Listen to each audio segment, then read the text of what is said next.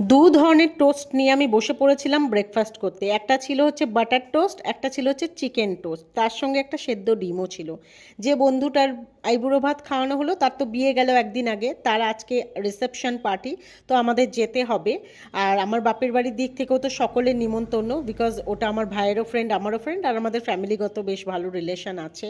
তো যাই হোক, তাড়াতাড়ি করে সব কিছু ঘরের কাজ মিটিয়ে লাঞ্চ ফাঞ্চ করে সুন্দরভাবে রেডি হয়ে আমরা বেরিয়ে গিয়েছিলাম রিসেপশন পার্টির জন্য। তো চলেও এসছি আমরা, দেখো এখানে ব্রাইড আর গ্রুম কি সুন্দর লাগছে। দেন আমরা স্টেজে উঠি, উঠে ওদেরকে গিফট দিই, কিছু ফটো টটো তোলা হয়। দেন যে মেন কাজটা করতে এসেছিলাম সেটা তো আগে করতে হবে, সেটা হলো পেট পুজো। প্রথমেই এখানে ছিল কাবাবের অনেক সেকশন। এখানে ফিশ রোল ছিল, চিকেন টিক্কা ছিল, মোমো ছিল, দেন কফি তো থাকবেই, বিকজ এটা শীতকাল, শীতকালে তো কফি ছাড়া কথাই হয় না সত্যি। আর ফুচকাও ছিল। আর এত সুন্দর ছিল না, সবকটা বেশ গরম গরম গরমা গরম ছিল। আর এই শীতকালে তো গরম গরম জিনিস খাওয়ার মজাই আলাদা।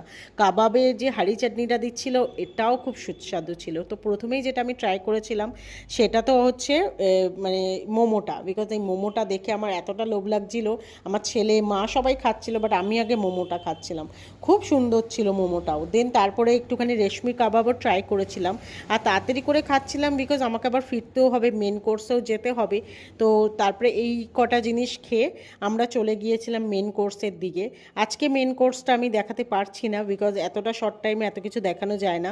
পরের দিন দেখাবো বেশ শান্ত শিষ্টভাবে। তো তোমরা ততক্ষণে মেনুটা দেখে নাও। টাটা।